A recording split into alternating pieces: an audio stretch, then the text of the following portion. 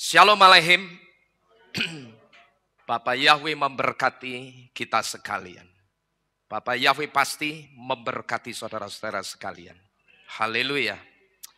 Bapak Ibu Saudara sekalian, saya berharap suara saya nanti masih bisa didengar dan ditangkap saudara dengan baik. Karena seminggu yang lalu selepas ibadah Sabat, hari Sabtu saya tidak bisa ngomong sama sekali saudara, suara saya hilang. Tetapi puji Bapak Yahweh sudah pulih sedikit demi sedikit.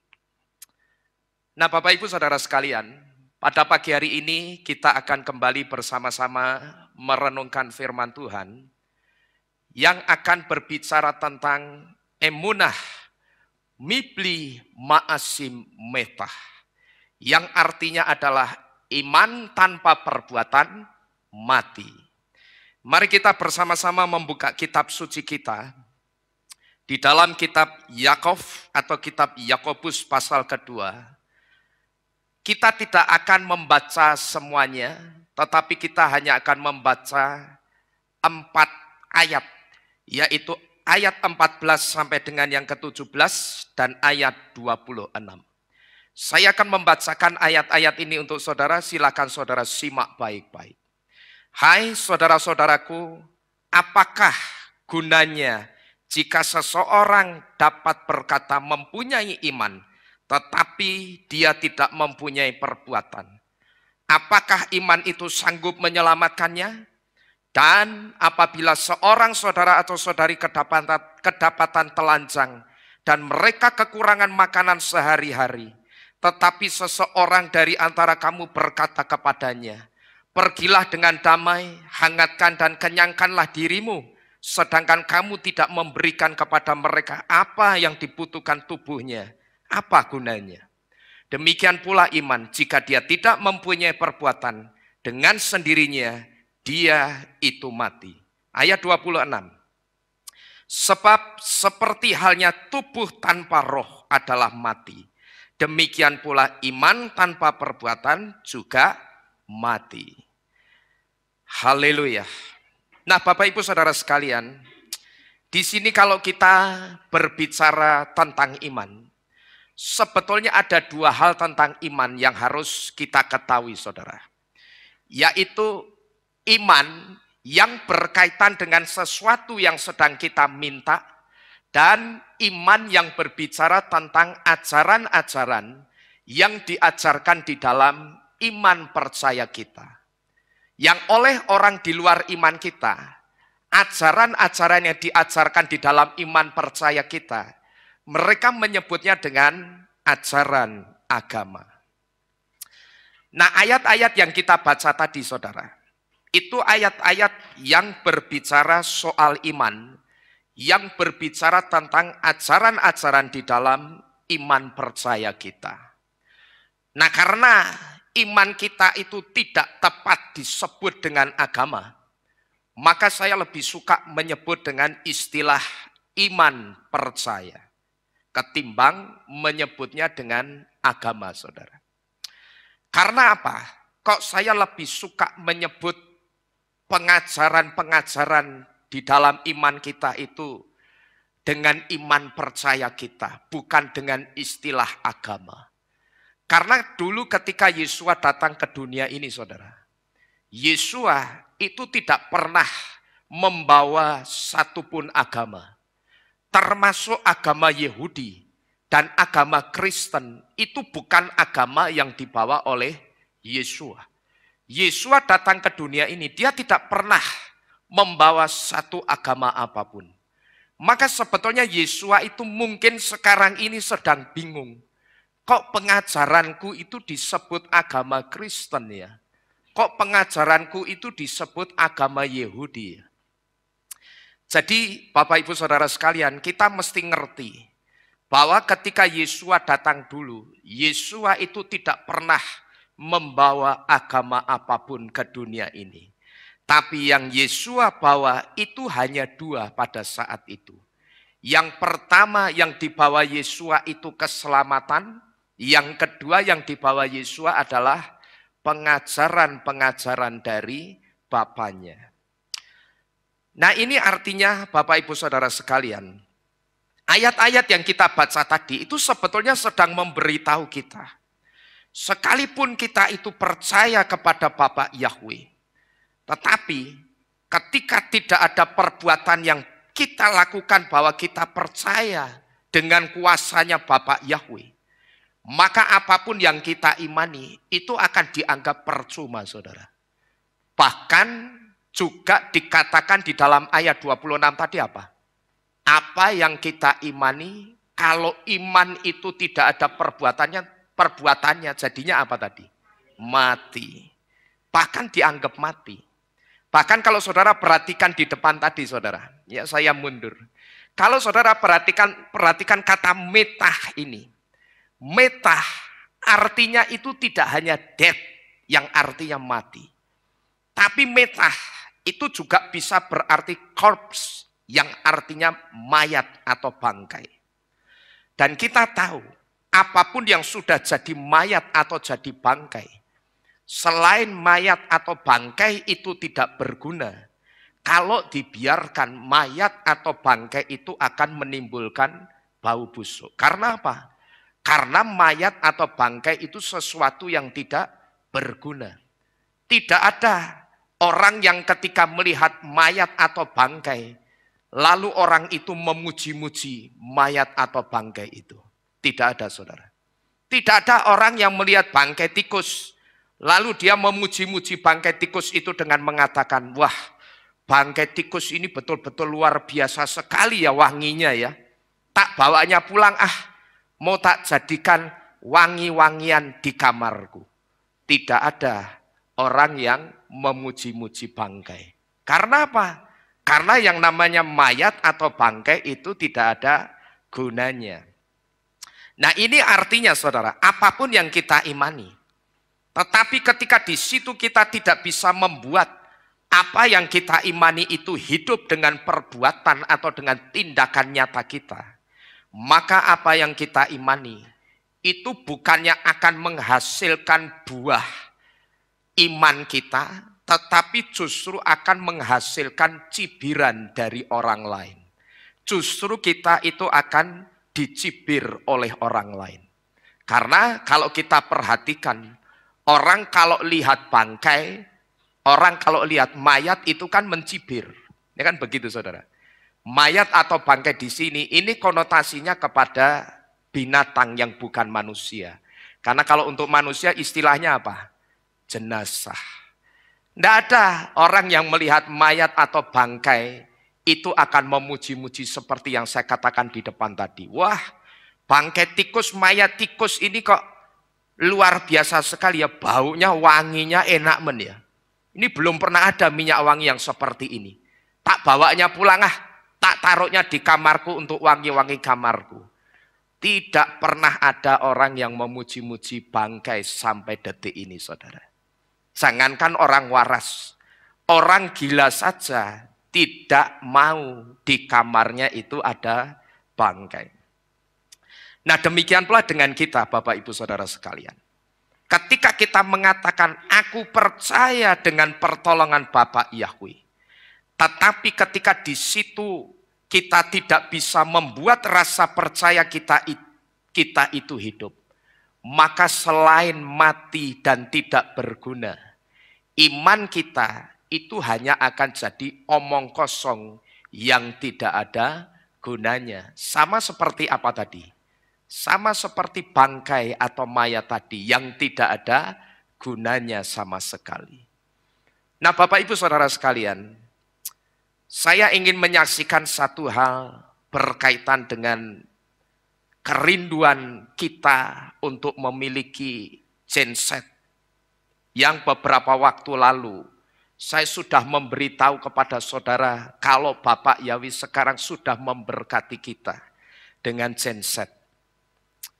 Beberapa tahun yang lalu saudara, sebelum ibadah Sabat kemarin Jumat pada saat kita sedang ibadah, mulai dari jam 4 sore sampai dengan pujian praise yang pertama dinaikkan, kita gelap-gelapan saudara-saudara sekalian.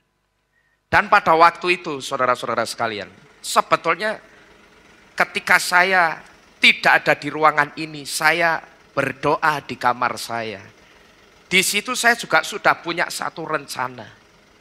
Nanti pada saat saya sebelum masuk dalam firman Tuhan yang lebih dalam, saya ingin mengajak saudara untuk berdoa secara khusus supaya Bapak Yahweh memberkati kita dengan genset. Sehingga ketika kita sedang ibadah listrik PLN mati, kita tidak pusing lagi dengan kelistrikan saudara. Tetapi kerinduan ini sudah ada di dalam hati saya. Itu sudah sejak beberapa tahun yang lalu, Bapak Ibu Saudara sekalian. Waktu itu untuk membuat iman saya yang kepingin punya genset untuk kilat ini. Saya caranya bagaimana saudara? Waktu itu saya cari-cari tahu soal genset itu bagaimana sih. Kira-kira kalau listrik di tempat ini 5.500, itu genset yang dibutuhkan berapa? Sekalipun taksiran saya itu meleset, karena saya tidak ahli dalam hal kelistrikan seperti itu. Waktu itu saya juga punya cara untuk membuat iman saya bisa hidup, supaya Bapak Yahweh memberkati kita dengan genset. Saya tanya-tanya soal ATS-nya juga, sama seseorang yang namanya Pak Samuel atau Pak Sam. Pak Sam itu orang Jakarta, dia juga anak Bapak Yahweh yang juga memasangkan ATS untuk Kehilat Alefto Magelang, saudara.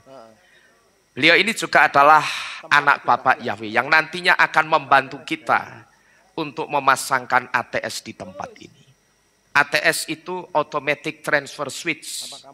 ATS itu fungsinya nanti dia akan otomatis menghidupkan genset ketika listrik PLN itu padam, saudara. Dan ketika listrik PLN sudah nyala lagi, ATS itu akan otomatis mematikan gensetnya dan mengembalikan suplai listrik dari PLN lagi.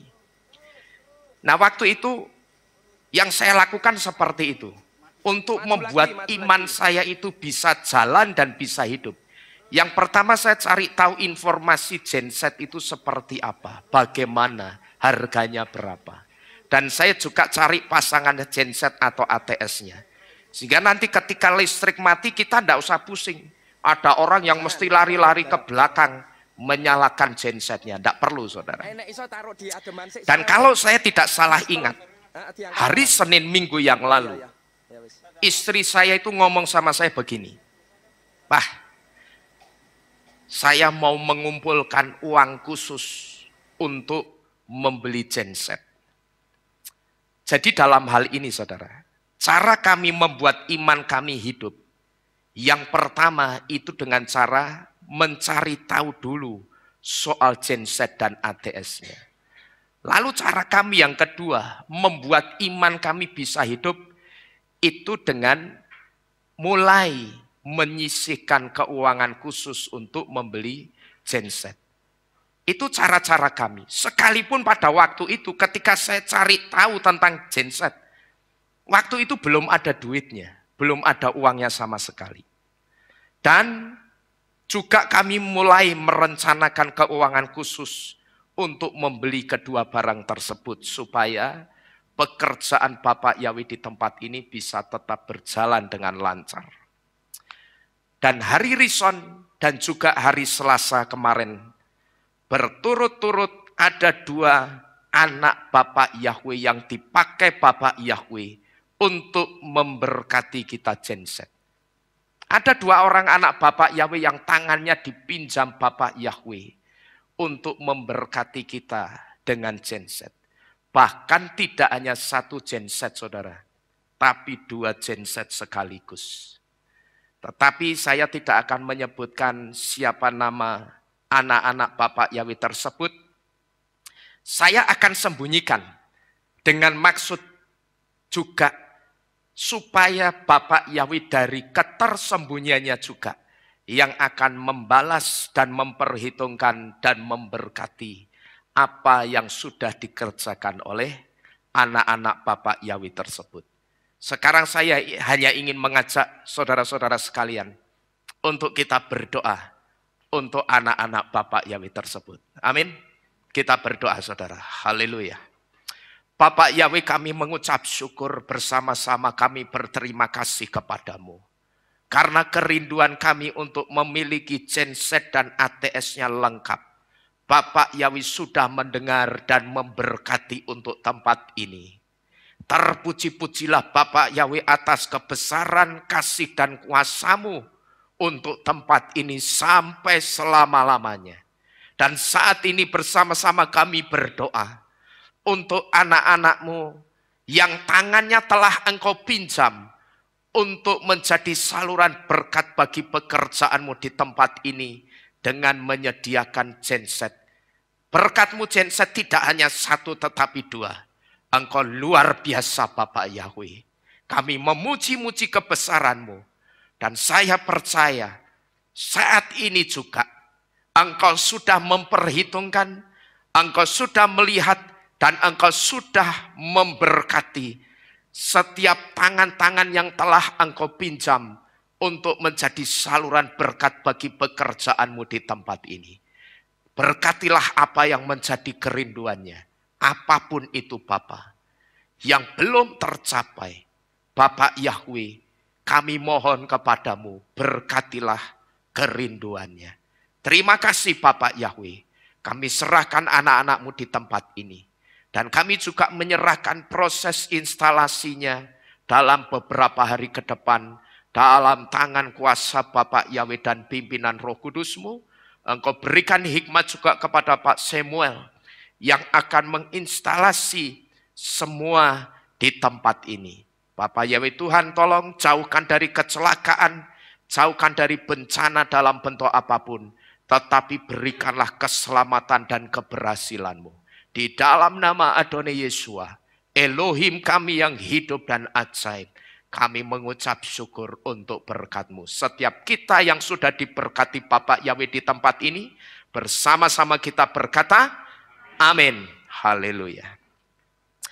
Ya, jadi Bapak Ibu Saudara sekalian, ini cara-cara yang kami pakai untuk membuat iman kami bisa tetap hidup, saudara. Membuat iman kami itu berjalan. Kami kepingin apa? Caranya bagaimana supaya bisa hidup untuk pekerjaan Tuhan di tempat ini. Itulah yang kami lakukan. Dengan mencari tahu apa yang kami rindukan untuk pekerjaan Tuhan di tempat ini. Dan kalau saya perhatikan, ini kasusnya sama persis seperti beberapa tahun yang lalu ketika Bapak Yahweh memberkati kami dengan mobil yang baru. Waktu itu yang kami lakukan, yang saya lakukan, saya juga mencari tahu soal mobil yang baru.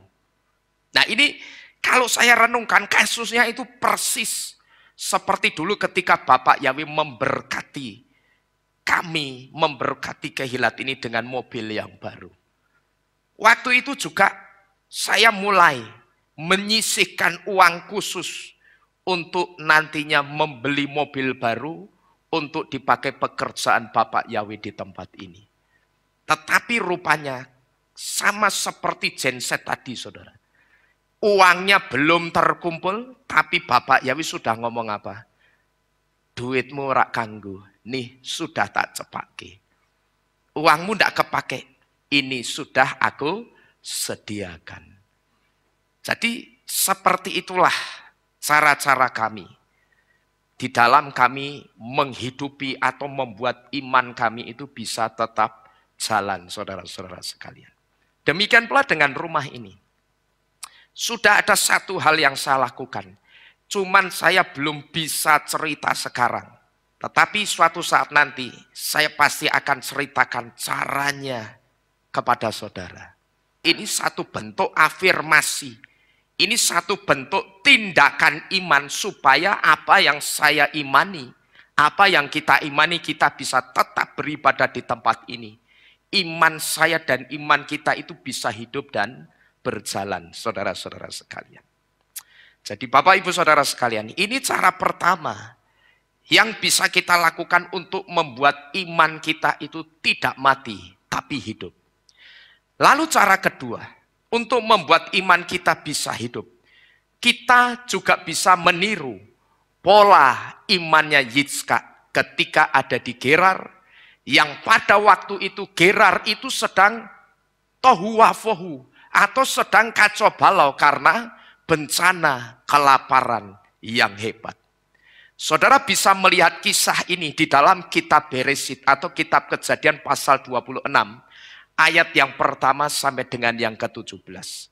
Kita tidak usah membaca ayat-ayatnya, tetapi nanti di rumah saudara bisa melihat kisah lengkapnya itu di kitab Beresit atau Kejadian 26 ayat pertama sampai 17. Nah, di Kejadian 26 ayat pertama sampai 17, di situ kita bisa melihat cara-caranya Yitzhak. Cara-caranya Yitzhak beriman itu seperti apa? Yang membuat imannya itu bisa hidup dan tidak mati, dan imannya itu berjalan, dan imannya juga menghasilkan.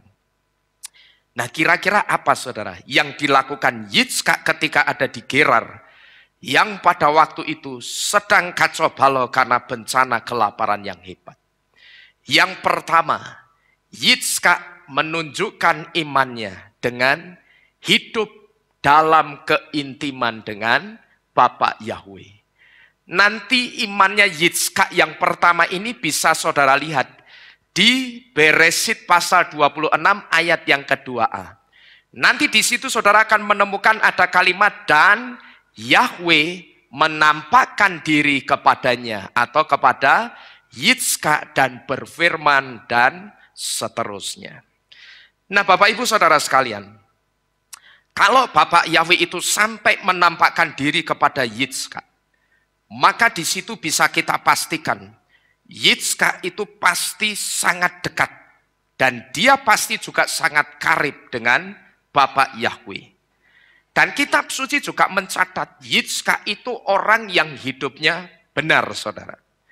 Pada waktu itu, saudara, Yitzhak itu ada di satu negeri yang saya katakan negeri yang namanya Gerar. Itu negeri yang sudah tidak berpengharapan sama sekali. Karena pada waktu itu Gerar sedang dilanda bencana kelaparan yang hebat. Tetapi satu hal yang kita mesti ngerti, bahkan dua hal yang harus kita tahu.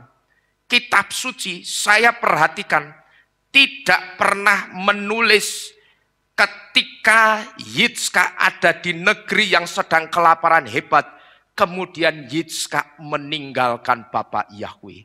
Kitab suci tidak pernah mencatat seperti itu. Dan kitab suci juga tidak pernah menulis ketika Yitzhak ada di Gerar yang sedang mengalami bencana kelaparan yang hebat, kemudian Yitzhak menjadi orang yang najis dan makan makanan yang tidak kosher lagi, alias makannya sembarangan hanya karena perutnya lapar. Tidak pernah, saudara. Yitzhak itu bisa saya katakan kasusnya itu sama seperti Yosef atau Yusuf. Ketika Yosef atau Yusuf ini jadi gubernurnya Mitzrayim atau gubernurnya Mesir. Waktu itu, saudara, dua orang ini sangat menjaga imannya ketika mereka menjadi orang yang asing, baik di Gerar maupun di Mitzrayim. Karena apa? Mereka orang-orang yang minoritas, yang ada di tengah-tengah orang-orang yang tidak percaya kepada Bapa Yahweh. Tapi kitab suci tidak pernah menulis dan mencatat bahwa Yitzhak dan Yusuf itu kemudian meninggalkan Tuhan dan menjadi najis dan menjadi sama seperti orang-orang yang ada di negeri yang tidak percaya kepada Bapa Yahweh. Yosef atau Yusuf dulu, saudara, ketika jadi gubernurnya Mitzrayim, Yusuf itu tidak pernah menginisiasi, tidak pernah punya inisiatif untuk membangun kuil-kuilnya berhala, penyembahan berhala di Mesir. Yusuf tidak pernah berinisiatif seperti itu. Mohon maaf, saya harus mengatakan, Yusuf itu tidak sama seperti gubernurnya satu kota di Indonesia ini, yang juga dari golongan minoritas. Tapi ketika ada di negeri ini, dia justru menginisiasi, punya inisiatif dari dirinya sendiri, membangun tempat-tempat penyembahan berhala. Padahal dia bukan orang yang menyembah berhala. Membangunkan tempat-tempat ibadah umat iman percaya lain. Yusuf tidak seperti itu. Saya katakan Yusuf itu tidak pernah ngolor, cari muka sama penguasa Mesir yang namanya Firaun. Yusuf tidak pernah melakukan seperti itu. Dengan maksud apa? Tak ngolor tak cari muka sama Firaun supaya aku di Mesir ini aman. Yusuf tidak pernah dicatat di dalam kitab suci. Dia ngolor dan cari muka sama Firaun, tidak pernah. Tapi kenapa gubernur di satu kota di Indonesia ini justru cari muka dengan kaum hijau? Tetapi kita bisa melihat, apakah Yusuf yang tidak cari muka dengan Firaun dia kena masalah, saudara? Tidak. Tapi yang cari muka justru kena masalah. Lah bagaimana ini, saudara? Bapak Ibu Saudara paham maksud saya? Siapa orangnya? Saudara paham ya? Ngerti ya? Yusuf itu dulu bisa saya katakan gubernurnya Mesir. Dia tidak ngolor, dia tidak cari muka sama Firaun. Tapi justru dia tidak kena masalah. Tapi anehnya kenapa yang cari muka justru kena masalah. Jadi sebetulnya tidak perlu, saudara. Cara kita menghormati iman percaya lain, itu tidak harus dengan cara seperti itu. Cukup kamu ibadah, saya tidak ganggu, saya hormati kamu beribadah. Itu kita sudah menghormati. Terkecuali kalau ada orang mereka yang datang. Pak, kami minta sumbangan, bantuan dana untuk pembangunan tempat ibadah kami. Lalu dia ACC, diambilkan anggaran dari pemerintah, no problem. Tidak jadi masalah. Karena apa? Bukan dia yang menginisiasi. Bukan dia yang punya inisiatif. Tapi kalau kita perhatikan dulu di televisi, di YouTube, Bapak Gubernur ini justru yang menginisiasi, yang berinisiatif membangunkan tempat-tempat penyembahan berhala. Dan itu Bapak Yahweh tidak suka. Dan ketika kemudian Bapak Yahweh izinkan dia justru kena masalah dengan orang yang dia bantu bangunkan tempat ibadahnya. Seharusnya kalau dia peka, dia harus melihat si Yusuf ketika ada di Mitsraim. Ketika Yusuf ada di Mesir, Yusuf tidak pernah sekali-kali cari muka dengan penguasa Mesir yang namanya Firaun. Yusuf dia jalankan imannya sebagaimana mestinya, tanpa menyakiti jantung hati Elohimnya yang bernama Yahweh. Yusuf ngerti, kalau tangannya itu sampai membangun tempat ibadah, tempat penyembahan berhala, maka hati bapaknya itu akan sakit. Dan dia tidak mau merobek-robek hati Bapak Yahweh. Maka dia jalankan imannya. Kamu tunjuk aku sebagai gubernur, ya ini yang akan saya lakukan. Mohon maaf, istilahnya Yusuf itu sedang ngomong. Aku tidak akan punya inisiatif untuk membangun kuil-kuil penyembahan berhala untuk imanmu. Aku tidak akan melakukannya. Tapi Yusuf aman tidak, saudara? Aman, aman-aman saja kenyataannya. Bahkan Bapak Yahweh memberkati Yosef atau Yusuf itu dengan berkelimpahan. Sampai saudara-saudaranya ngapain, saudara? Yang tadinya menjual Yusuf, yang tadinya memusuhi Yusuf, justru mereka datang dan sujud menyembah sama siapa? Sama saudaranya sendiri, bayangkan. Sama saudaranya sendiri, kakak adik begini. Malah Yusufnya itu disembah-sembah. Tapi di situ Yusuf menunjukkan kebesaran hatinya.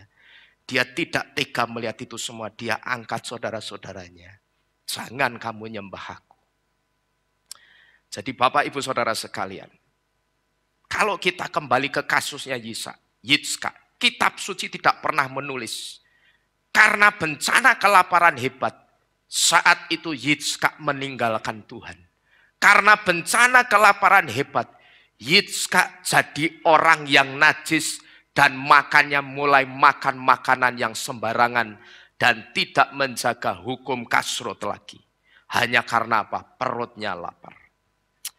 Tetapi Bapak Ibu Saudara sekalian, kalau kita perhatikan, berapa banyak orang yang katanya percaya Bapak Yahweh, tapi ketika kosmos atau ketika tempat berasnya itu kosong dan tidak ada beras yang bisa dimasak, orang itu kemudian tidak lagi menjaga hukum kasrut yang ditetapkan Bapak Yahweh.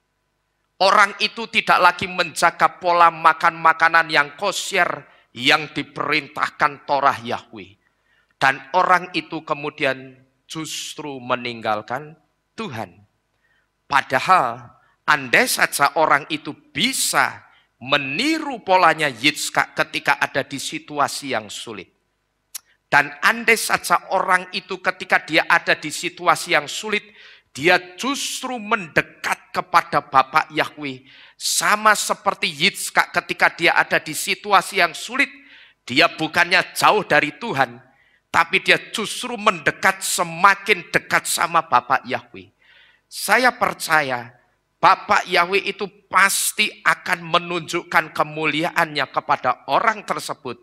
Sama seperti ketika Bapak Yahweh menunjukkan kemuliaannya kepada Yitzhak, yang pada saat itu Yitzhak sedang ada di satu negeri yang sedang dilanda kelaparan yang sangat hebat. Jadi ini yang pertama yang bisa kita lakukan. Ketika saudara ingin membuat iman saudara itu bisa hidup dan tidak mati. Yang pertama bagaimana ini? Yitzhak semakin jauh atau semakin dekat sama Tuhan ini saudara. Dia semakin menunjukkan hidup dalam keintimannya dengan Bapak Yahweh. Ini ditunjukkan dengan kata-kata ini. Yahweh apa ini? Menampakkan diri kepada Yitzhak. Kalau sampai Bapak Yahweh menampakkan diri sama Yitzhak, itu berarti Yitzhak itu karib dan dia sangat akrab dengan Bapak Yahweh. Dan akrab dan karibnya Yitzhak sama Bapak Yahweh ini sedang memberitahu ketika dia ada di satu situasi yang sulit, dia bukannya jauh dari Tuhan, dia justru semakin apa? Mendekat sama Bapak Yahweh. Tapi kenapa saya perhatikan orang yang katanya percaya Bapak Yahweh, tapi ketika tempat berasnya itu tidak ada berasnya lagi, dan sudah tidak ada beras yang bisa dimasak, terus makannya nerjang-nerjang. Saya bisa ngomong seperti ini karena saya pernah melayani orang-orang yang seperti ini. Yang saya sudah memberitahu, kalau nanti pas hari raya korban, kamu dikasih daging korban, jangan sekali-sekali kamu makan daging korban. Karena Bapak Yahweh tidak suka sama daging korban itu. Karena apa? Daging korban itu konsep yang berangkat dari konsepnya seorang wanita yang sangat dibenci Bapak Yahweh. Saudara tahu siapa namanya? Isabel. Isabel itu ngajari orang-orang Israel apa? Makan makanan yang dipersembahkan kepada berhala. Dan juga ngajari orang untuk melakukan percabulan. Gitu loh. Sebetulnya Bapak Yahweh itu condong ada hati dengan satu jemaat yang ada di dalam kitab Geliana. Kalau tidak salah jemaat Tiatira atau apa atau Laodikia itu, saya lupa. Sepertinya Tiatira. Bapak Yahweh mengatakan apa? Bapak Yahweh itu tidak hanya ngeritik jemaat Tiatira. Tapi Bapak Yahweh juga memberi perimbangan. Dia katakan, aku tahu imanmu. Engkau tinggal di tahta setan, tetapi engkau tetap memelihara imanmu di dalam aku. Dan ketika masa kesukaran datang, engkau tidak meninggalkan aku. Jadi Bapak Yahweh juga memuji. Tapi Bapak Yahweh juga ngeritik bagaimana. Tapi aku memiliki beberapa hal terhadap kamu. Kata-kata aku memiliki beberapa hal terhadap engkau, itu satu kata-kata atau kalimat yang menggambarkan keberatan hatinya Yesua. Karena apa? Karena kamu memelihara orang-orang yang menganut pengajarannya Isabel yang aku benci. Karena Isabel itu ngajari orang apa tadi? Makan makanan yang dipersembahkan kepada berhala. Nah, saya perhatikan orang itu sudah saya kasih tahu. Jangan loh ya, Kalau sampai kamu dikasih daging korban, kalau kamu bisa menolak dengan baik-baik, bagus. Tapi kalau kamu bingung cara menolaknya, dan terpaksa harus diterima, ya sudah. Tapi setelah itu jangan sekali-sekali dimakan. Jangan dimasak, jangan dikonsumsi, tapi salurkan lagi ke orang lain yang lebih membutuhkan. Saya sering memberitahu untuk saudara dan saya, untuk kita. Kita itu sudah dikasih daging korban yang kekal. Apa itu?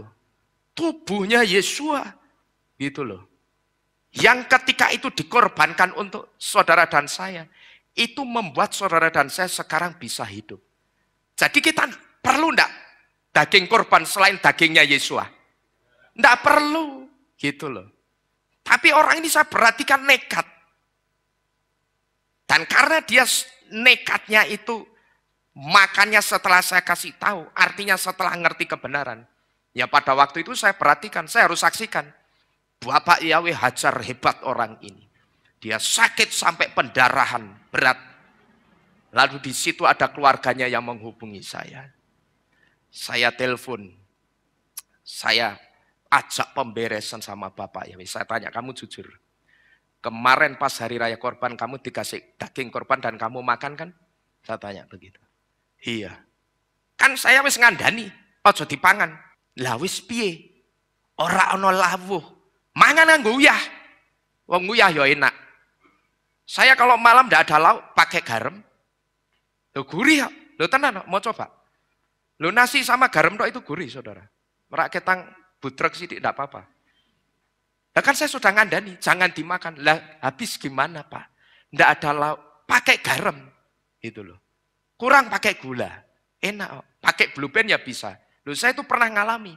Makan pakai garam, pakai gula, pakai blue band karena ndak ada apa-apa. Bukan karena ndak punya uang, bukan karena punya uang tapi malam ndak bisa beli, bukan. Betul-betul ndak punya uang ada. Gitu loh. Pernah itu. Tapi ya enak. Nyatanya saya orang mati. Ya toh? Tapi kenapa kamu nekat? Saya sudah kasih tahu yang benar. Ya sudah, kita adakan pemberesan sama Bapak Yahweh. Tapi ingat, tahun depan jangan diulangi lagi. Itu sampai bokong itu bolong gede loh saudara. Bokong itu bisa boron sampai bolong gede. Sekarang kamu ngerti. Kamu main-main sama firman Bapak Yahweh. Bapak Yahweh ngomong jangan itu karena Bapak Yahweh tidak suka. Kamu anak-anaknya makan makanan yang tidak kosher. Kamu nekat ya sudah seperti ini. Jangan dikira teguran Bapak Yahweh itu sudah berhenti, sudah selesai. Justru karena kamu dikasihi, maka Bapak Yahweh tegur kamu, Bapak Yahweh ingatkan kamu. Di sini yang harus kamu lakukan, kamu bertobat. Tahun depan jangan sampai diulangi. Saya tidak tahu masih diulangi atau tidak. Jadi Bapak Ibu Saudara sekalian, ini yang pertama yang bisa saudara lakukan ketika saudara ingin membuat iman saudara itu bisa hidup. Yaitu semakin saudara harus dekat-dekat dengan Bapak Yahweh. Di tengah-tengah situasi atau keadaan yang sulit. Kemudian yang kedua, yang bisa kita pelajari dari imannya Yitzhak. Ketika Yitzhak membuat imannya bisa hidup. Yang dia lakukan apa? Dia tunjukkan imannya dengan setia menunggu waktunya Bapak Yahweh. Nah sikap iman Yitzhak yang kedua ini bisa saudara lihat di dalam ayat yang kedua C. Yang di situ dikatakan diamlah di negeri yang akan kukatakan kepadamu. Waktu itu saudara, ketika Bapak Yahweh ngomong sama Yitzhak, diamlah di negeri yang akan kukatakan kepadamu. Perhatikan baik-baik. Di situ ada kata apa ini? Akan. Akan itu berarti sudah atau belum? Belum. Berarti Yitzhak mesti ngapain? Menunggu. Karena sudah dikatakan atau belum? Belum. Buktinya di situ dikatakan diamlah di negeri yang akan kukatakan kepadamu. Jadi belum dikatakan sama Bapak Yahweh. Di negeri di mana gitu. Waktu itu saudara, ketika Bapak Yahweh ngomong sama Yitzhak, diamlah di negeri yang akan kukatakan kepadamu. Waktu itu kalau kita perhatikan kitab suci, Yitzhak itu nurut saudara. sama Bapak Yahweh. Dan Yitzhak pada waktu itu juga menunggu kapan Bapak Yahweh itu akan memberitahu dia kapan aku itu harus pergi. Dan kemana aku itu harus pergi. Waktu itu Yitzhak nurut dan dia tidak gegabah sama sekali. Tetapi Bapak Ibu Saudara sekalian, seringkali ketika kita sedang dalam satu persoalan atau masalah, yang terjadi apa saudara? Kita tidak sabar dengan waktunya Bapak Yahweh. Kita tidak sabar menunggu arahan-arahan atau petunjuk-petunjuk dari Bapak Yahweh. Soal kita itu harus melakukan apa dalam masa-masa pergumulan kita. Yang saya sebut seringkali kita itu tidak sabar dengan waktunya Tuhan.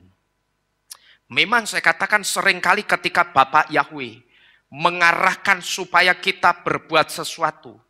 Kalau arahan-arahan atau petunjuk-petunjuk Bapak Yahweh itu kita tangkap dengan logika kita, dengan logika manusia kita. Seolah-olah petunjuk-petunjuk dari Bapak Yahweh itu seperti tidak masuk akal, saudara. Bahkan saya katakan bukan hanya seperti, tapi benar-benar tidak masuk akal di logika kita. Bapak Ibu Saudara sekalian, 38 tahun kehilat ini ada sejak persekutuan doa. Dan waktu itu ketika Bapak Yahweh memimpin kami untuk kehilat ini, 38 tahun itu juga kami dipimpin dengan cara-cara Bapak Yahweh. Yang kalau kami renung-renungkan, yang kalau coba kami pikir dengan pikiran akal budi manusia kami, itu tidak ada yang masuk di akal kami, saudara. Tidak ada satupun yang bisa masuk di akal kami. Yang ketika Bapak Yahweh wujudkan atau nyatakan setiap pergumulan kami, yang keluar dari mulut kami, itu selalu apa? Kok iso ya? Kok bisa ya? Bapak Yahweh melakukan ini di tempat ini. Kok bisa ya kehilat ini, punya itu. Kok bisa ya hidup kita itu sekarang begini? Itu loh saudara. Yang saya sebut kalau itu kami coba pikirkan, kami tangkap dengan logika akal manusia kami. Tidak ada satupun yang masuk di logika akal kami. Tetapi pada saat itu kami hanya berserah dan percaya Bapak Yahweh. Kami nikmati, kami minta kekuatan Bapak Yahweh, kekuatan Roh Kudus untuk kami bisa menikmati semua yang tidak masuk di akal kami.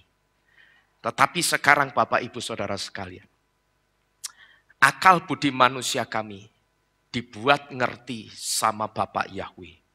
Bahwa rancangan Bapak Yahweh itu sangat-sangat indah sekali untuk kehilat ini. Dan saya juga percaya rancangan Bapak Yahweh juga pasti sangat indah untuk kehidupan saudara. Dan puji Bapak Yahweh sampai hari ini dan selama-lamanya tempat ini pasti tetap untuk kemuliaannya Bapak Yahweh. Amin. Dan ketika nanti sebentar lagi Bapak Yahweh membesarkan tempat ini, itu juga akan tetap untuk kemuliaannya Bapak Yahweh. Saya punya satu kerinduan. Kehilat Mawar Syaron itu bisa menjadi mercusuar paling tidak di kota Semarang, saudara. Untuk memancarkan cahaya mercusuarnya itu, memancarkan kebenarannya Bapak Yahweh. Cahaya mercusuarnya yang muter 360 derajat itu, memancarkan kebenaran nama dan pribadi juru selamat yang benar, yang namanya Yesua. Dan memancarkan setiap kebenaran-kebenaran, roh kebenarannya Bapak Yahweh atau Ruach HaKodes. Dan saya juga sangat rindu kehilat Mawar Syaron itu nanti cahaya mercusuarnya itu akan memancarkan kebenarannya Torah paling tidak di kota Semarang ini. Karena apa? Torah itu sudah banyak diinjak-injak kehormatannya. Torah itu sudah banyak disingkirkan orang, dianggap sesuatu yang menakutkan, dianggap sesuatu yang tidak perlu dilakukan lagi. Nah, saya rindu kehilat ini Bapa kiranya Engkau pakai untuk memulihkan kembali nama baik Torah, memulihkan kembali nama baik Bapak Yahweh dan Yesua. Paling tidak, tolong Bapak Yahweh kerjakan untuk kota Semarang ini. Itu yang jadi kerinduan saya, saudara. Maka saya percaya ketika sebentar lagi Bapak Yahweh besarkan tempat ini, besarnya tempat ini juga hanya untuk kemuliaannya Bapak Yahweh saja. Haleluya.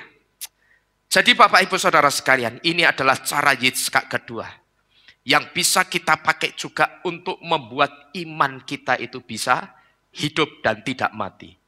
Lalu yang ketiga, bagaimana Yitzhak menghidupkan imannya?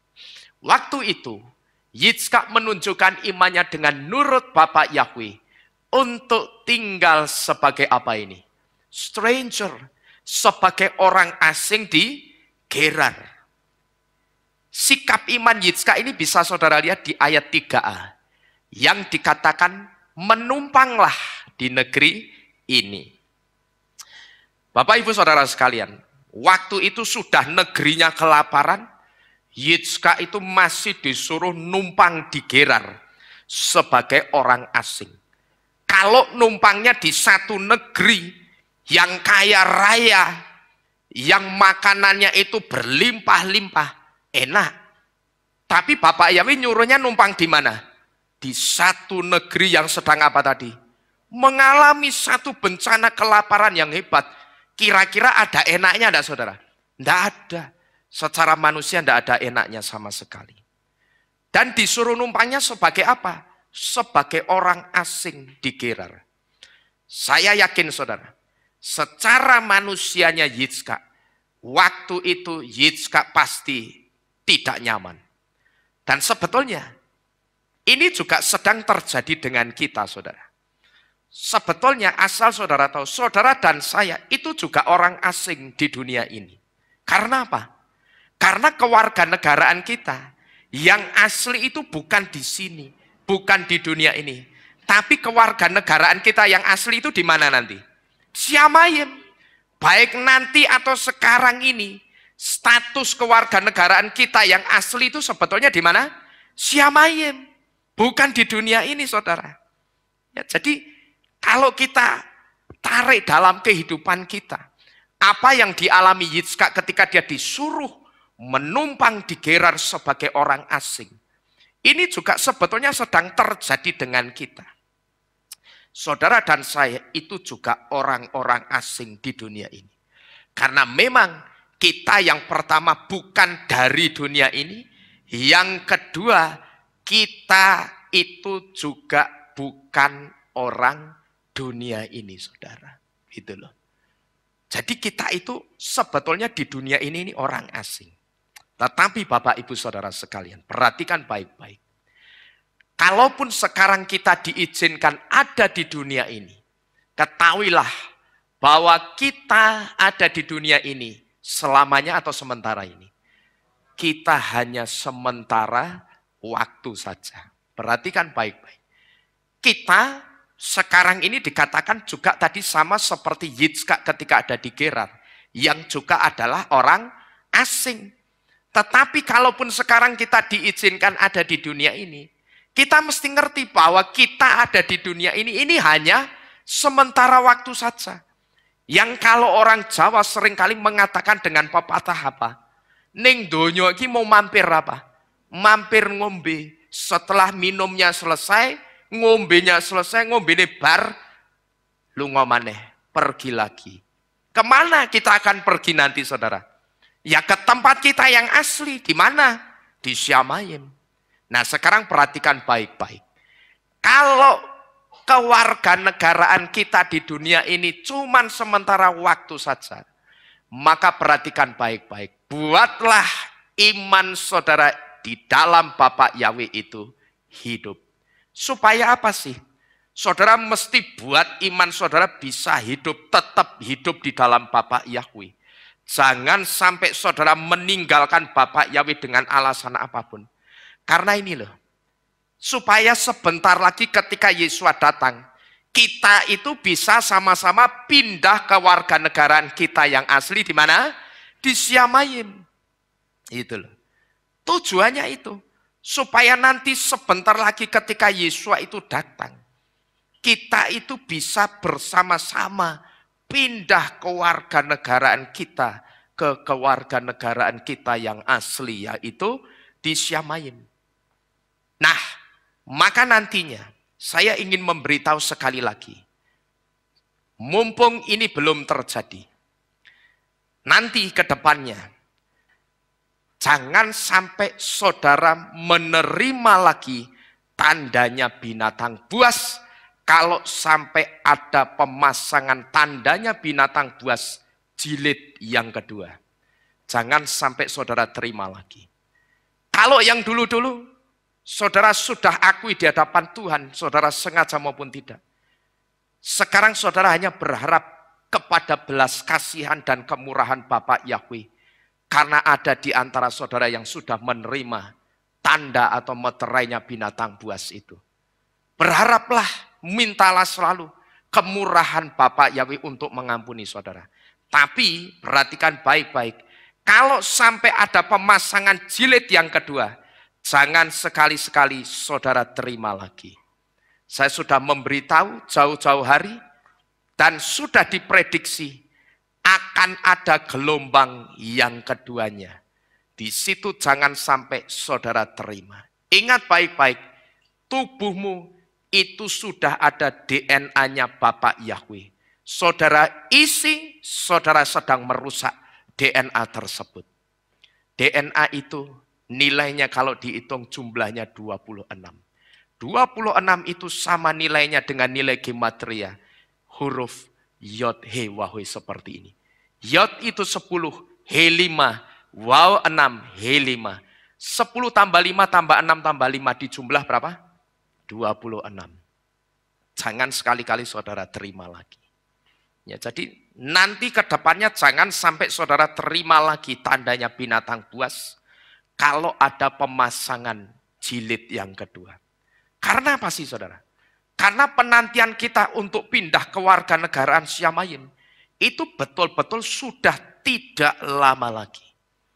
Kita kan sekarang sedang menanti-nantikan kan? Ada di antara kita yang sekarang ini menanti-nantikannya tidak sama. Kapan ya aku hidup 1000 tahun lagi di dunia ini? Aku ingin hidup 1000 tahun lagi di dunia ini. Ada uripun dewe. Ya kalau mau hidup sendiri. Karena apa? Dalam masa itu dunia ini sudah dikuasai sama si anti Hamasyah. Nyaman enggak kira-kira kalau kita hidup di zaman itu saudara? Pasti enggak nyaman.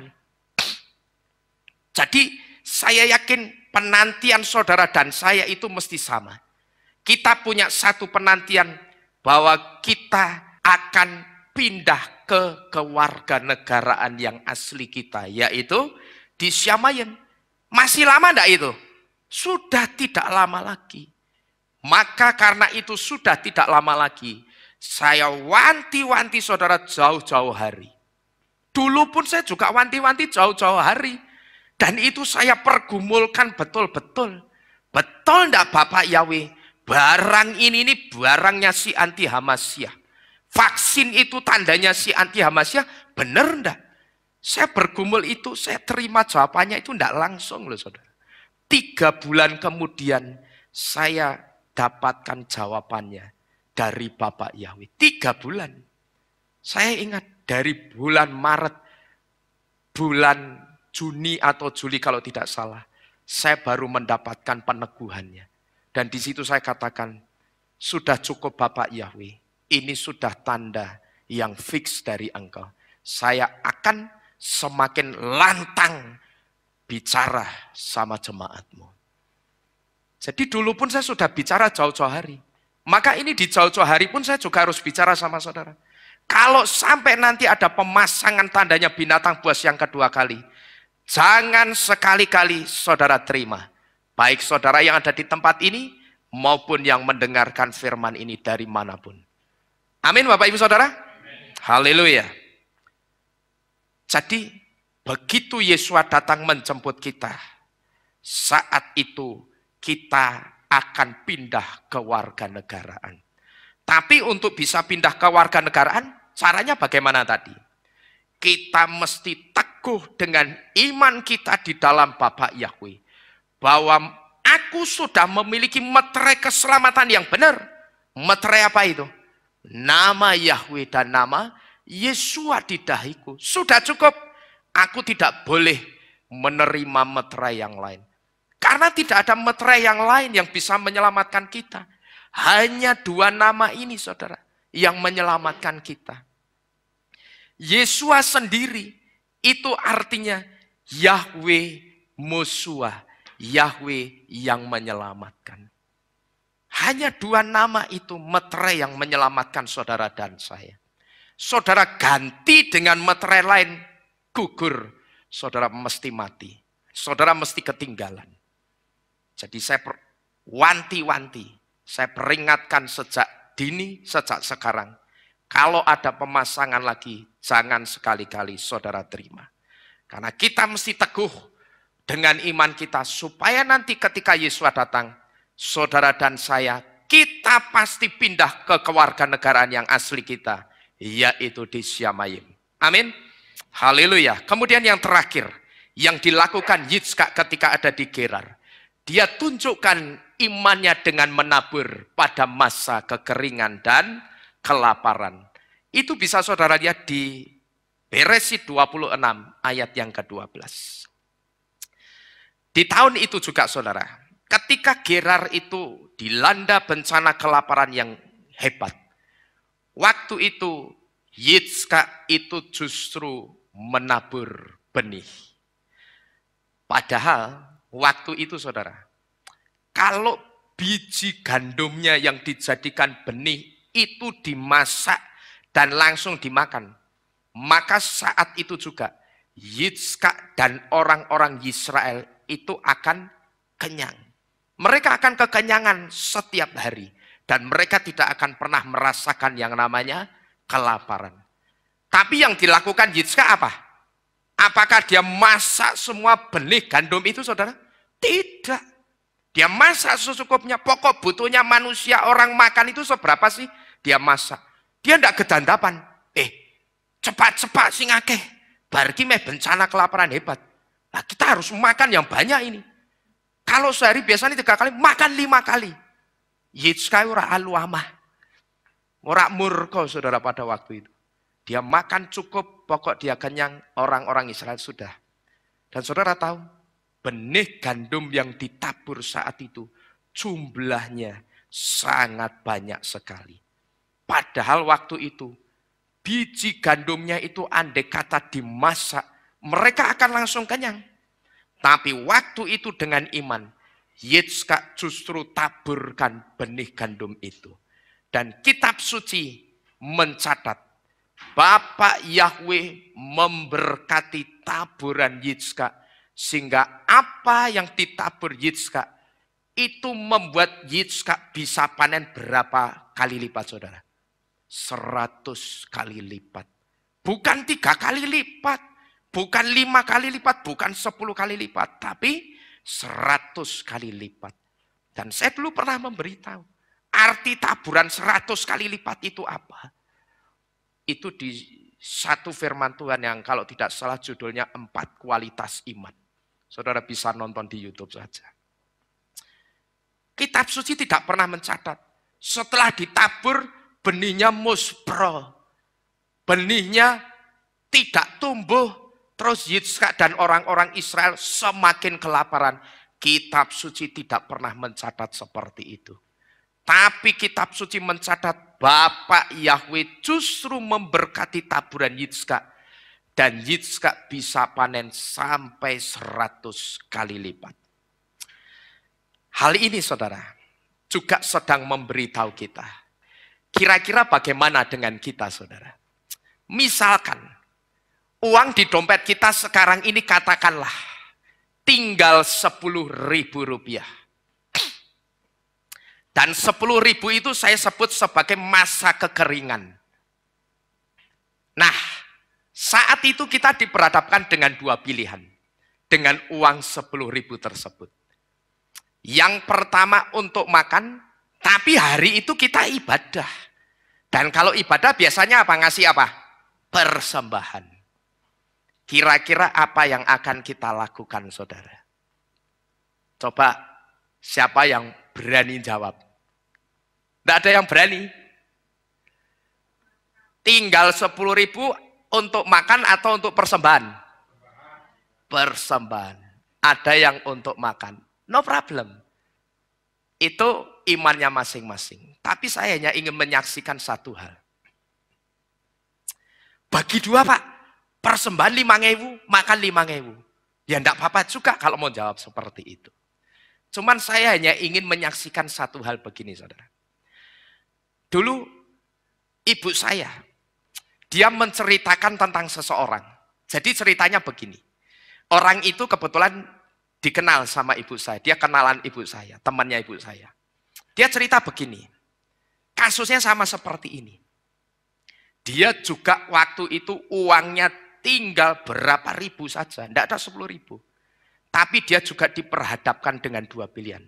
Makan atau kasih persembahan untuk Tuhan. Dia pilih kasihkan persembahan untuk Tuhan. Waktu itu dia juga seorang anak Tuhan. Dia hanya berdoa. Tuhan, aku percaya dengan Engkau. Aku tidak akan kelaparan. Saudara ngerti apa yang terjadi? Temannya orang tersebut sudah lama itu tidak pernah menghubungi. Bahkan bisa dikatakan sudah lost contact. Sudah tidak mungkinlah kalau dipikir secara pikiran manusia akan menghubungi lagi. Karena konon ceritanya temannya orang tersebut sudah pindah keluar Pulau Jawa. Tapi rupanya hari itu temannya orang tersebut dia ada di Jawa, di kota Semarang juga. Dia hubungi teman ibu saya ini. Apa yang diminta tolong, saudara? Temannya dia ini rupanya minta tolong. Mbak, saya minta tolong. Saya itu enggak ngerti. Cara jual emas itu bagaimana saya enggak ngerti. Saya takut kalau saya dibohongi. Nah saya bisa minta tolong enggak?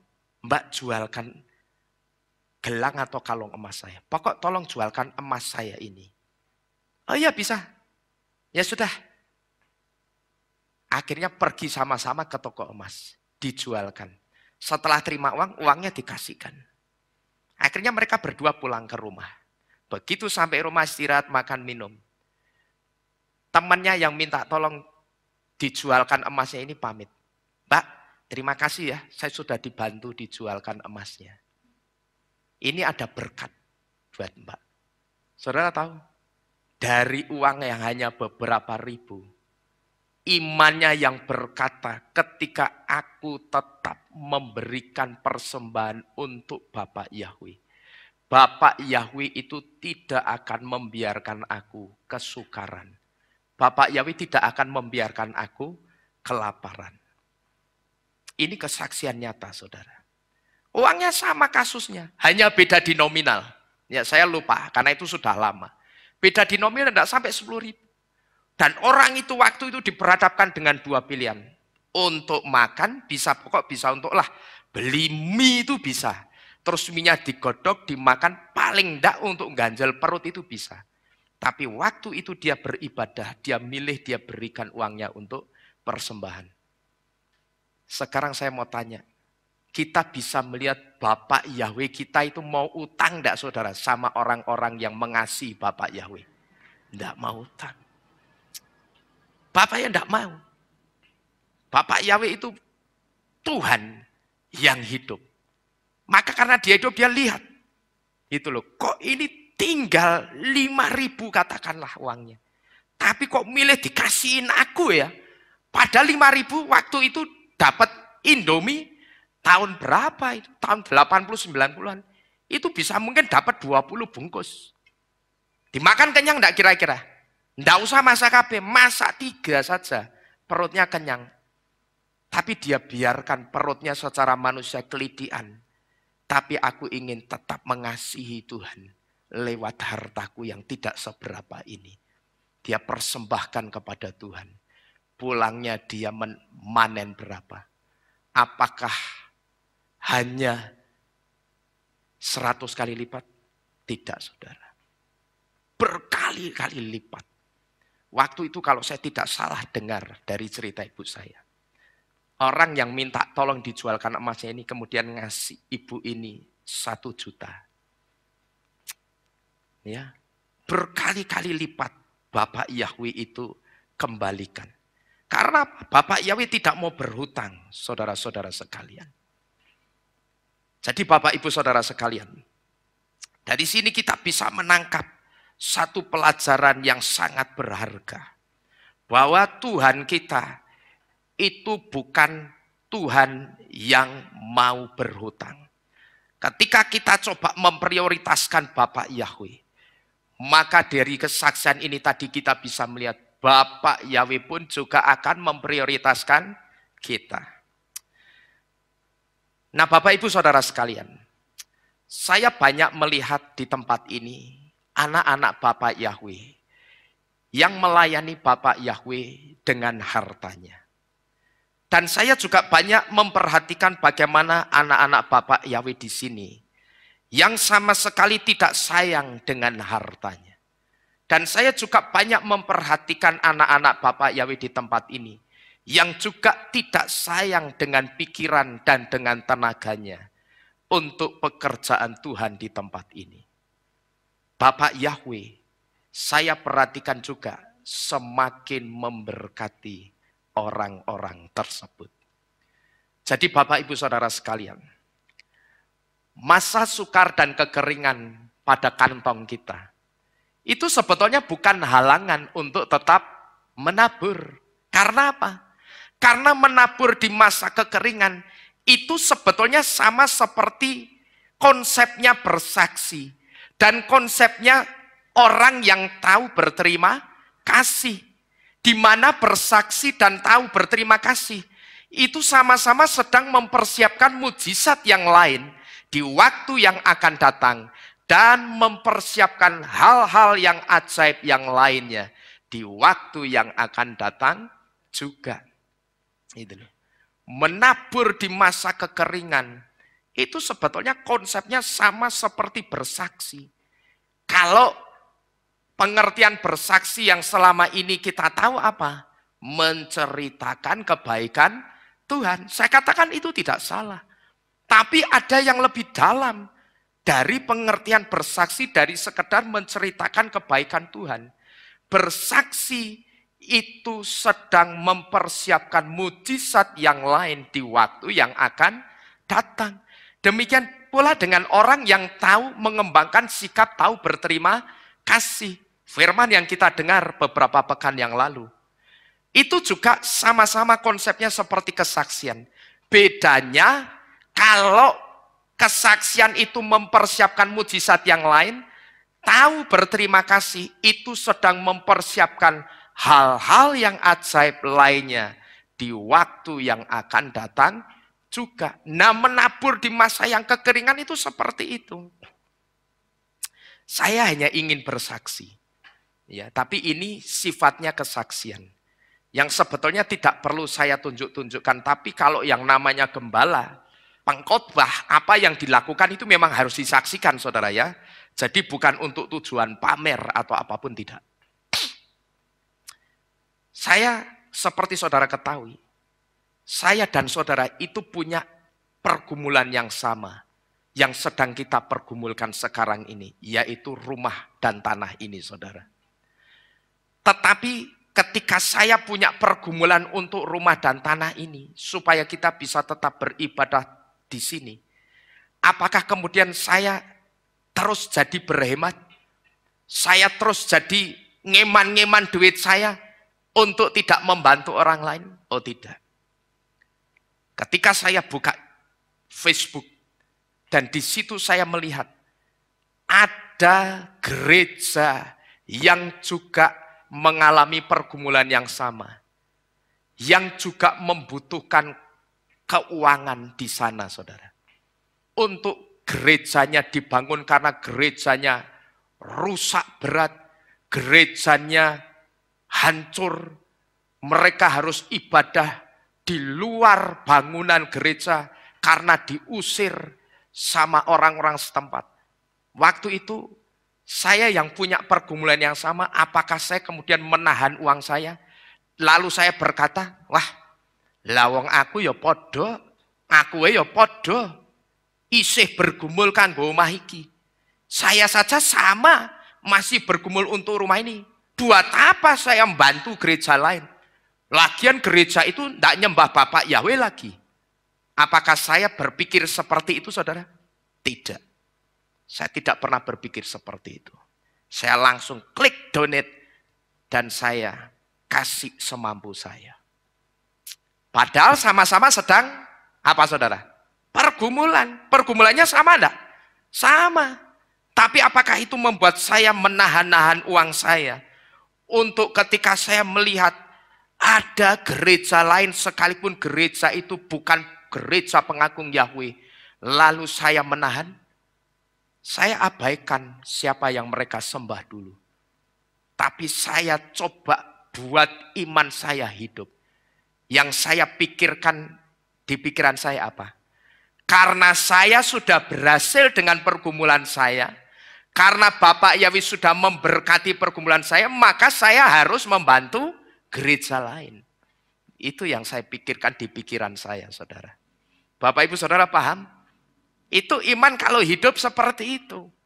Bukan malah ketika kita menghadapi pergumulan yang sama, walah wong aku kondisi ini saya kurang, aku butuh, ngapain bantu tempat lain? Oh tidak, itu tidak berlaku sama saya. Justru saya lakukan yang sebaliknya. Karena saya mau iman saya itu hidup. Maka seringkali saya ngajari di tempat ini. Kalau saudara itu mau sukses dalam segala hal, berhasil dalam segala hal, lakukanlah yang kebalikannya. Cuman kebanyakan orang itu kan punya filosofi apa, saudara? Biarkan hidup itu mengalir bagaikan apa? Air. Lenek ngalir, natap watu ndase piye? Mati. Berarti benar enggak hidup itu mengalir? Halo? Jangan tidur loh. Hidup mengalir benar enggak? Enggak benar. Yang benar itu kayak ikan salmon apa? Melawan arus, sebaliknya. Maka lakukan yang sebaliknya supaya iman saudara itu bisa hidup. Caranya bagaimana? Yang pertama, kalau saudara pengen sehat, apa yang harus saudara lakukan? Besuklah orang-orang yang sakit dan doakan orang-orang yang sakit. Saudara kenal atau tidak? Doakan mereka. Kenapa kok saudara berdoa untuk orang yang sakit itu? Karena di alam pikiran bawah sadar saudara sedang menciptakan apa? Mengatakan apa? Karena aku itu apa? Sehat, maka aku berdoa untuk orang yang sakit, gitu loh. Paham saudara? Jadi seperti itu. Saudara mau sukses dalam bisnis saudara, doakan perusahaannya orang lain. Lagi perusahaan kue koyo ngene Pak. Lu ndak usah pusing. Anak-anak Bapak Yahweh yang ngurusi usaha pekerjaannya itu siapa? Ya Bapak Yahweh. Saudara itu cuman tinggal jalanin gitu aja loh. Biar diurus sama Bapak Yahweh. Doakan usaha orang lain yang mengalami masalah, mengalami kegoncangan, mengalami pailit. Doakan mereka. Itu loh. Saudara pengen rumah tangga saudara harmonis, ada Shekinah glory, doakan rumah tangga orang lain. Jadi lakukan hal-hal yang kebalikannya. Karena ketika saudara melakukan hal-hal yang kebalikannya, atau ketika saudara bisa melakukan hal-hal yang kebalikannya, di situ saudara sudah menciptakan di alam bawah sadar saudara. Karena saudara itu sudah berkelimpahan. Saudara itu sudah berkelebihan. Itu loh saudara. Kalau saudara sudah lebih, saudara butuh lagi enggak sebetulnya? Enggak butuh. Maka karena saudara sudah enggak butuh, saudara doakan orang yang butuh. Jadi caranya seperti itu. Itu yang saya lakukan. Maka sekalipun saya ngerti, saya di sini sedang mengalami pergumulan yang sama dengan orang-orang yang difasilitasi oleh kitabisa.com, yang beberapa di antaranya di situ ada gereja-gereja yang hancur. Mereka beribadah di luar gereja, tidak di bangunan yang semestinya. Saya langsung klik donate. Karena apa? Yang pertama saya sendiri melihat, saya itu bersama jemaat Tuhan bisa ibadah di tempat yang nyaman. Betul enggak saudara? Kita nyaman enggak di sini? Nyaman. Panas tinggal nyarain AC. Ini ya toh. Dulu kita masih pakai bukan HP, overhead proyektor, tapi oper-operan kalau mimpin pujian. Yusuf sejarahnya gereja Pak Dedeng ngerti ini. Masih ingat enggak Pak Dedeng? Kalau mimpin pujian, yang mimpin pujian itu ganti lagunya sendiri. Pakai apa? Pak Dedeng masih ingat enggak? Pakai karton. Jadi lagu itu ditulis di karton. Jadi satu lagu di karton ditulis, digantung pakai rafia. Taruh di sini. Terus kalau lagunya medley, sing mimpin pujian ganti kartonnya balik begini. Saya ingat itu. Nanti net balik ini meneh, yang pertama balik meneh. Begini. Nanti belum stand-nya ambruk. Rame dulu itu, lucu-lucu. 38 tahun perjalanan kehilat ini, saudara. Tak pikir-pikir lucu. Dari oper-operan jadi punya overhead proyektor. Overhead proyektor punya LCD proyektor. Sebentar lagi kita akan punya TV LED gede 98 in di sini, saudara. Untuk kemuliaan Bapak Yahweh. Karena kalau LCD ini semakin lama lumensnya turun, dia semakin kurang jelas. Tapi kalau LED proyektor yang gede, itu akan semakin jelas. Itu kerinduan saya. Saya sudah hidupi belum? Sudah. Saya datang ke toko elektronik. Saya lihat-lihat, saya tanya, saya minta brosurnya. Itu sudah saya lakukan. Memang yang saya butuhkan itu sebetulnya hanya panel yang gede, TV-nya tidak usah canggih-canggih. Karena yang saya butuhkan cuma panelnya. Gitu loh, yang gede, supaya bisa dilihat sampai ke belakang. Dan kalau kita juga belajar dari bangsa Israel dulu, saudara. Saudara ngerti? Dulu bangsa Israel itu juga sampai punya konsep yang bagus soal persepuluhan ketika mereka ada di masa yang sukar.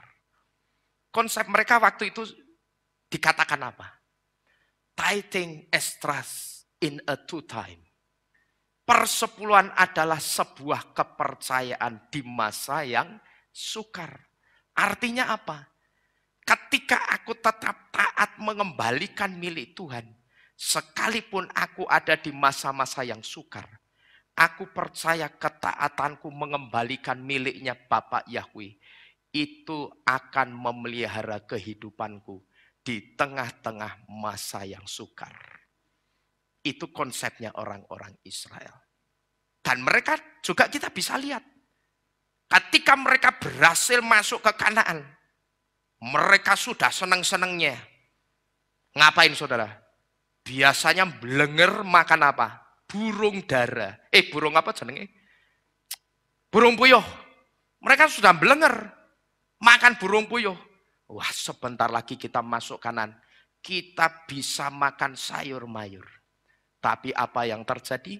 Begitu masuk Kanaan, mereka nanam sayur mayur, panen pertama Bapak Yahweh ngomong apa? Kasihkan itu sebagai persembahan sulung. Apakah saat itu orang-orang Israel bantah? Wah, Bapak Yahweh piye toh? Orang ngerti po? Aku belenger karo burung puyuh. Kan kepengen makan sayur-sayuran. Lah kok malah disuruh dijadikan persembahan sulung. Kitab suci tidak mencatat dalam hal ini. Mereka kembali bersungut-sungut seperti ketika mereka ada di padang gurun. Tidak. Begitu mereka masuk, panen pertama kali, jadikan itu persembahan sulung. Mereka taat. Dan saudara ngerti? Persembahan sulung mereka itulah cikal bakal pemeliharaannya Bapak Yahweh untuk anak cucu bangsa Israel sampai detik ini. Kalau orang-orang Israel sekarang ini Otaknya encer-encer, hebat, brilliant, cerdas. Tidak cuma pinter, tapi brilliant. Itu karena apa? Satu di antaranya karena ketaatan nenek moyang mereka dengan persembahan sulung. Gitu. Tapi tidak banyak orang yang berani melakukan ketika diperhadapkan dengan kondisi. Apalagi kalau merantau. Lah terus aku makan apa nek persembahan sulung? Ya kalau imanmu mengatakan makan apa, ya terjadilah kamu akan bingung makan apa. Tetapi bangsa Israel kelaparan enggak saudara? Waktu mereka persembahan sulung. Mereka enggak kelaparan. Bapak Yahweh pelihara dengan dahsyat dan luar biasa. Sampai hari ini. Jadi kalau saudara sekarang melihat orang-orang Israel, otaknya itu cerdas, brilian. Itu karena apa? Hasil ketaatan nenek moyang mereka dulu dengan persembahan sulung. Bapak Ibu Saudara sekalian. Saya perhatikan waktu-waktu ini juga banyak orang yang melakukan persembahan sulung. Sekalipun tidak pas pada hari raya buah sulung. Beberapa waktu lalu, saya sempat menerima persembahan sulung dari seseorang. Nanti diberikan saja pas hari raya buah sulung. Enggak Pak, saya harus melakukan sekarang karena saya takut nanti uang ini kepake lagi dan saya lupa. Bapak Ibu Saudara sekalian, orang-orang ini adalah orang-orang yang berusaha belajar untuk taat dengan perintahnya Bapak Yahweh. Dan kita bisa lihat bagaimana Bapak Yahweh itu memelihara kehidupan Yitzhak ketika ada di Gerar dan memelihara orang-orang Israel. Maka kalau kita itu sudah bicara soal iman, kalau saudara mau bicara soal persembahan sulung, saudara mau bicara tentang maaser atau tithing atau persepuluhan, saudara jangan pakai ini. Jangan pakai logika saudara. Tidak akan masuk. Gitu loh. Kalau tidak masuk orang akan mengatakan apa? Lah nek tak persembahkan sulung semua. Sulung itu kan berarti pertama semua. Terus aku makan apa? Ya sudah makan apa? Tapi lihatlah bangsa Israel. Setidaknya kita itu harus bersyukur saudara. Karena apa? Saudara dan saya itu bukan pelaku-pelaku di zamannya bangsa Israel. Bayangkan. Ya, kalau kita itu orang-orang yang ada di zamannya bangsa Israel dulu. Bayangkan saudara. Kira-kira susahnya kayak apa itu? Ngerti saudara? Susahnya kayak apa? Kita itu hanya disuruh apa sekarang? Nyontoh, berkiblat sama pelajaran hidupnya orang-orang Israel. Satu di antaranya, ketika mereka melakukan persembahan sulung, mereka tidak keteteran, mereka tidak kelaparan, tapi justru dibuat menjadi satu bangsa yang besar. Bangsa yang besar kalau buat saya sekarang ini, itu bukan Amerika. Bangsa yang besar itu Israel. Karena apa? Otaknya yang paling hebat itu orang-orang Israel, saudara. Ini diakui semua orang dari semua iman percaya.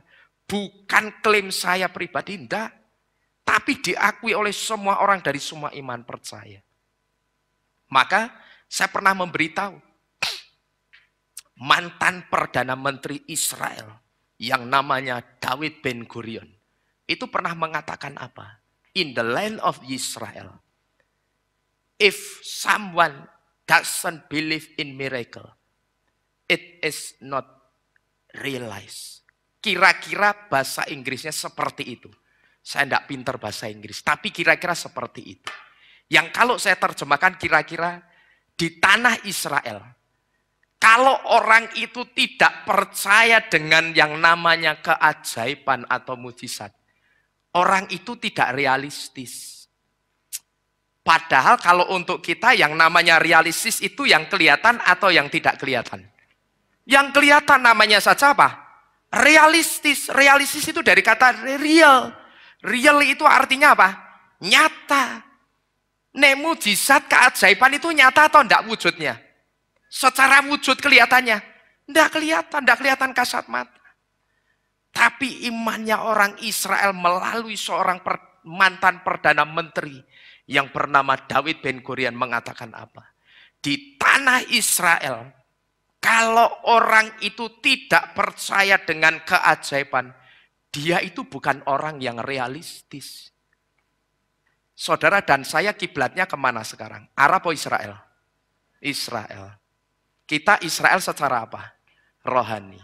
Kalau saudara tidak percaya dengan yang namanya keajaiban persembahan sulung, keajaiban persepuluhan, keajaiban minhah atau persembahan, saudara itu tidak realistis. Jangan ngaku realistis, jangan ngaku anak Bapak Yahweh. Kalau saudara itu masih tidak percaya dengan yang namanya keajaiban. Tetapi sekali lagi, untuk melihat yang namanya keajaiban, jangan pernah pakai logika kita. Jadi Bapak Ibu Saudara sekalian, kita belajar. Dulu bangsa Israel itu sampai punya konsep yang dikatakan tithing as trust in a due time.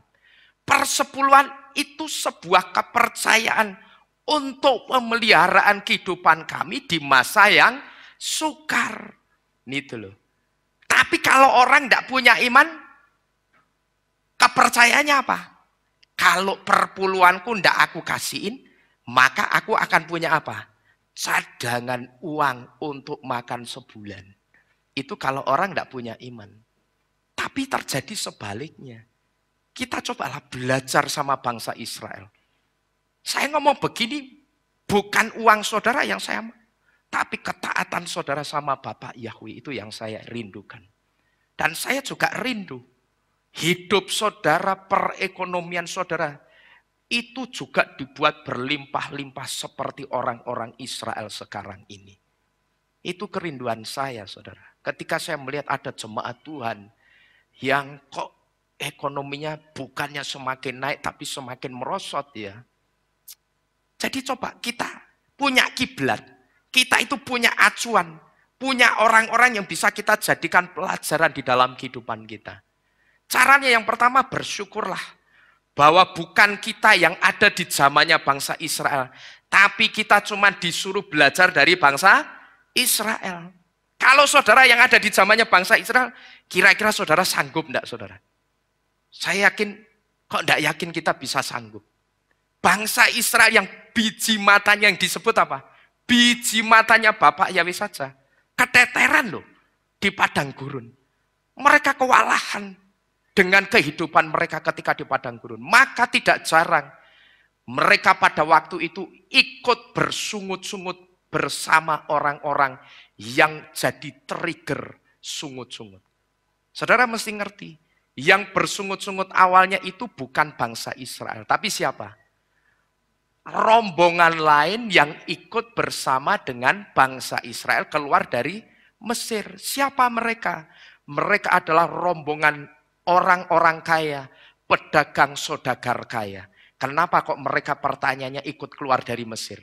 Karena mereka berpikir, orang Israel sudah keluar dari Mesir, kalau aku tidak ikut keluar dari Mesir, sedangkan aku bukan orang Mesir asli. Firaun itu cintanya cuman sama orang Mesir asli. Orang yang berdarah Mesir asli.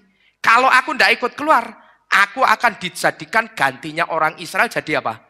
Budak, maka mereka keluar. Tapi karena di Mesir mereka sudah biasa makan bawang prei, mereka makan ikan, mereka makan daging. Begitu di padang gurun makannya cuma apa? Mana? Mulutnya gerusulo, mulutnya bersungut-sungut. Jadi kalau saudara lihat di kitab suci, ada ayat yang dikatakan, kami ingat akan ikan yang kami makan di Mesir. Kami ingat bawang prei, kami ingat daging yang kami makan di Mesir. Itu yang ngomong bukan orang-orang Israel asli. Tapi yang ngomong itu rombongan lain yang ikut keluar bersama orang-orang Israel. Memang setelah mereka bersungut-sungut, orang Israel ini seperti ke-trigger, kepantik, jadi ikut-ikutan apa? Bersungut-sungut, saudara-saudara sekalian. Jadi kita coba, sekali lagi saya memberitahu saudara, kita itu punya kiblat, kita punya contoh orang yang harus kita contoh. Yaitu orang-orang mana? Israel. Kita bersyukur kita tidak hidup di zaman mereka dan tidak mengalami seperti mereka. Kita cuma disuruh apa? Nyontoh gitu loh. Supaya apa? Kita juga pada akhirnya mengalami kehidupan yang sama. yang berkelimpahan sama seperti Bapa Yahweh membuat kehidupan orang-orang Israel berkelimpahan. Jadi masa sukar dan kekeringan pada kantong kita, sekali lagi, itu bukan halangan untuk kita tetap menabur. Percayalah dengan satu kata-kata Bapak Yahweh. Bapak Yahweh pernah mengatakan apa? Siapa yang menabur dengan tetesan air mata, pasti pulang dengan berkas-berkas di tangannya. Amin. Haleluya. Bapak Yahweh sudah ngomong seperti itu loh. Tinggal saudara percaya atau tidak. Dikatakan apa tadi? Siapa yang menabur dengan apa? Tetesan air mata. Kata tetesan air mata itu sama enggak dengan masa kekeringan, saudara? Sama. Orang kalau masa kekeringan enggak punya duit kan biasanya isone mau apa? Nangis. Bener apa enggak? Urung mangan. Nangis kan gitu.